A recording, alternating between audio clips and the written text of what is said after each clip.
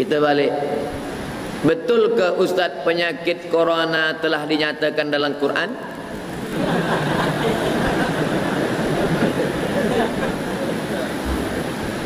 Dia tengok dalam FB dia, corona zamana kazaba. Bukan Quran, itu Iqra. Corona datang pada masa banyak dusta, katanya. Bukan ayat Quran. Adapun yang pertama menyebut virus corona ini adalah ulama dari Yaman. Bukunya 5-10 tahun yang lalu. Al-Habib Masyhur Al-Adani, Abu Bakar Masyhur Al-Adani, dia sebut situ ada nama virus yang belum ada pada zaman sebelumnya. Tulis di situ humma al-corona. Humma demam, demam panas. Ko kaf waw ra waw non alif, corona. Tapi bukan Toyota. Corona. Dalam Quran. Macam mana Ustaz andai solat jemaah di sebelah orang mempunyai bau badan yang kuat, bau kurang pakaian, sebelah orang baca kuat sikit sehingga terasa terganggu kita solat.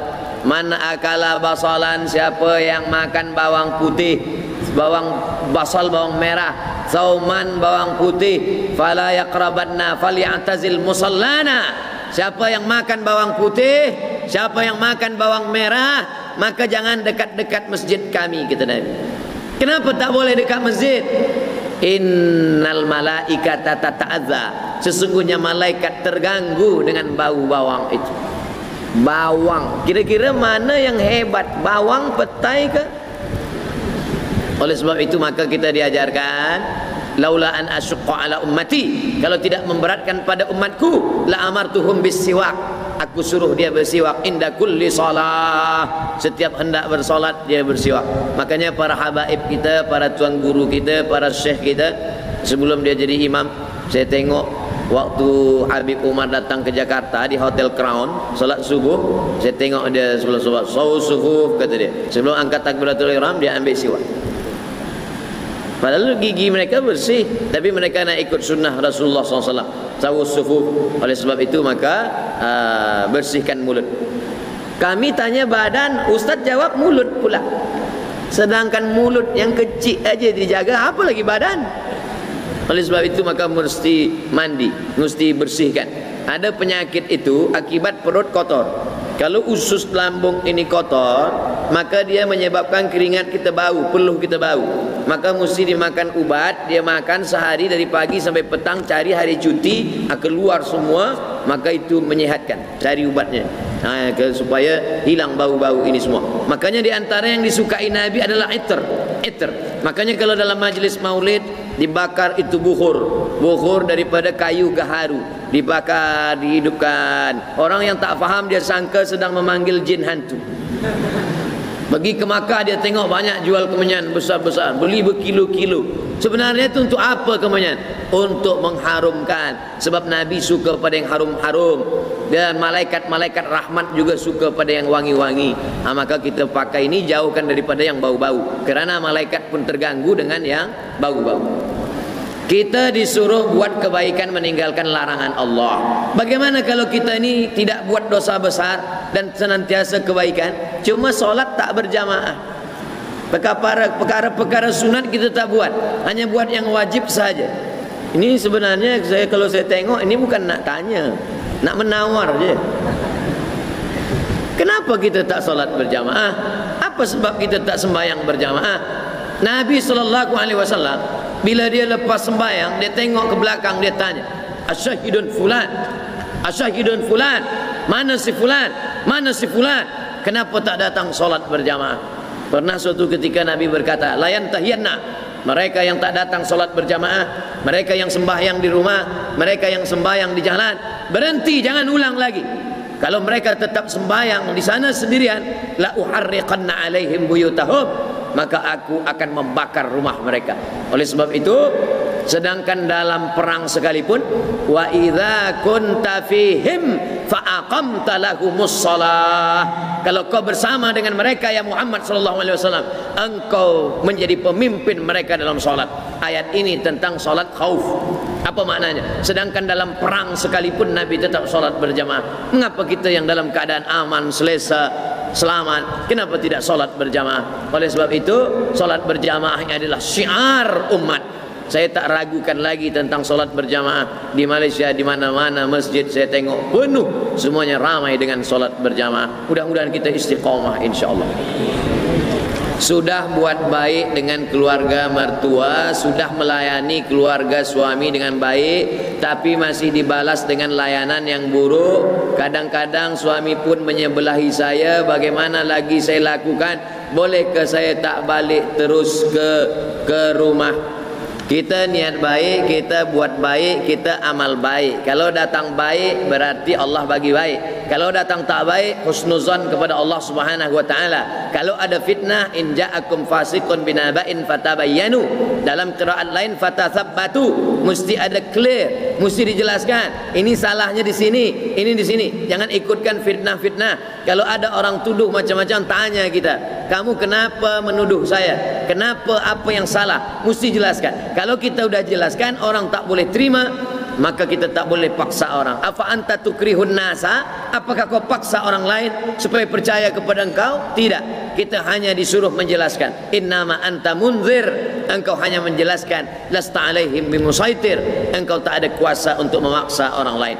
Maka bila kita dah jelaskan, tapi jangan lupa ada satu lagi. Di balik usaha manusia ada senjata orang beriman. Ad-du'a silahul mu'min. Doa senjatanya orang beriman. Banyak-banyak bertawassul dengan salawat, banyak-banyak bertawassul dengan Al-Fatihah. Ya ayyuhalladzina amanu taqullah, bertakwalah kamu kepada Allah, wa bataghu ilaihil wasilah, bertawassul dengan Nabi Muhammad. Allahumma inni atawassalu ilaika bihaqqi nabiyyika Muhammad sallallahu alaihi wasallam wan nabiyyin wasiddiqin wasyuhada wasalihin an tuyassira li umuri. Ya Allah, berkat kemuliaan Nabi Muhammad, lembutkan hati orang, baikkan orang, buat orang dapat menerima. Selepas daripada itu serahkan pada Allah. Fa idza azamta, kalau kau sudah azam kepada Allah, fatawakkal 'ala Allah, bertawakkallah kepada Allah.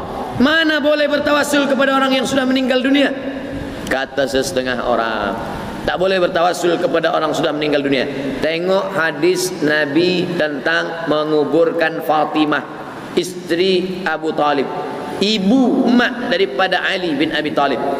Masa Nabi dapat berita bahawa mak angkat dia, makcik dia bernama Fatimah meninggal dunia, Nabi menggali kubur.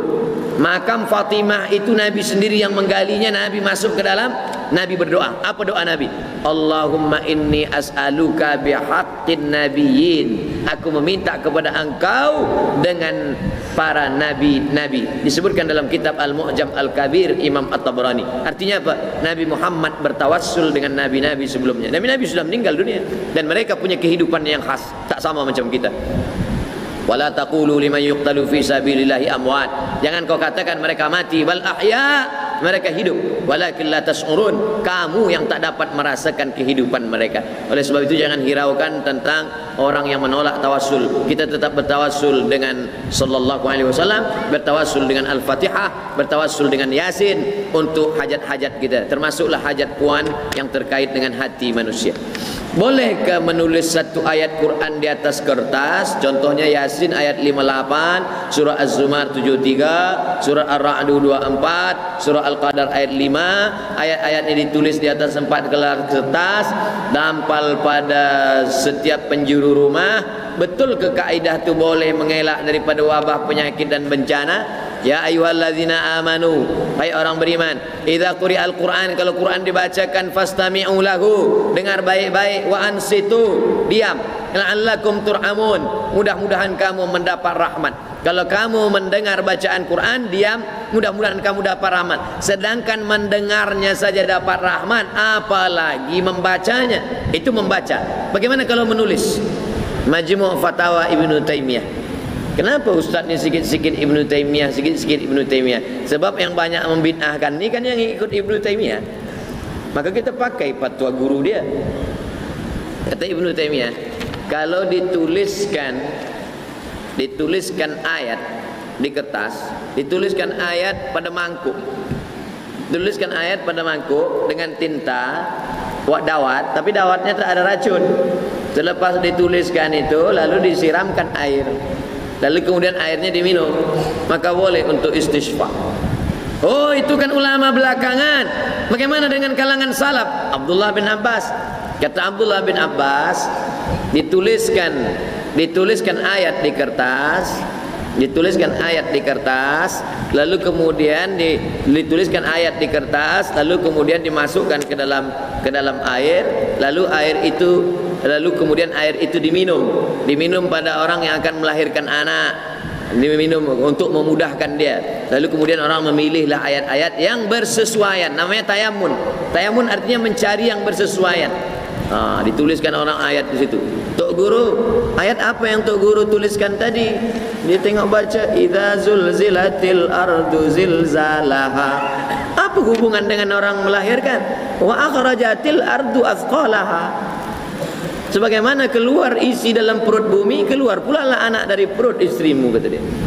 Menyesuaikan apa yang bersesuaian dengan yang ada dalam ayat, litabaruk, untuk mengambil barokah. Boleh jadi dia dapatkan daripada ijazah daripada guru-guru dia. Saya dulu waktu menulis risalah doktora, musyrifnya namanya Profesor Syekh Umar Al-Ma'ruf Ali. Saya datang ke rumah Syekh Umar Al-Ma'ruf Ali, dia tulis ayat. Setelah dia tulis ayat, lalu kemudian dia lipat. Setelah dia lipat, dia gulung, dia ikat pakai benang. Dia bagi pada ada jamaah yang sakit. Saya tengok saja. Dalam hati saya, ni nampaknya bid'ah ni. Wa kullu bid'atin dhalalah wa kullu dhalalah. Apa kata dia? Abdul Samad, hadhihi tamimah syar'iyah. Ada yang tak boleh, haram, tapi yang ini boleh sebab ini syar'i. Ini ayat-ayat ruqyah. Mungkin dia tahu dalam hati saya nak salahkan dia. Taqu firasatal mu'min. Oleh sebab itu boleh. Cuma yang dikhawatirkan kalau dia buat gini nanti dipijak. Ini dikhawatirkan jangan sampai dipijak orang sebab dia letak dalam tanah, tak boleh, haram.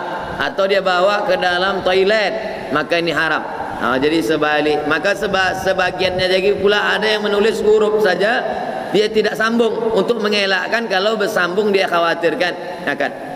Kalau ingin dia buat, maka dia buat seperti yang dalam cawan, atau dia tuliskan kertas dimasukkan sebagai doa istisqa, atau yang dia bacakan kemudian dia hembuskan ke air. Adapun yang dikhawatirkan dipijak, dikhawatirkan terkena najis, dikhawatirkan bawa masuk ke dalam toilet, maka sebaiknya dihindarkan. Untuk apa? Ihtiyat, untuk lebih berhati-hati. Tapi hukum asal istisqa dengan Quran, maka dari Quran sendiri. Wa nunazzilu minal Qur'ani ma huwa syifaa. Kami turunkan Al-Quran ini adalah untuk syifa, untuk obat. Kenapa Allah tak mengatakan dawa? Obat dalam bahasa Arab dua, ada dawa, ada syifa. Ternyata dalam bahasa Arab, kalau dawa boleh sehat, boleh tidak. Tapi kalau syifa pasti sehat dengan izin Allah. Maka Allah gunakan kata wa nunazzilu minal Qur'ani ma huwa syifa, bukan wa nunazzilu minal Qur'ani ma huwa dawa. Wallahu a'lam.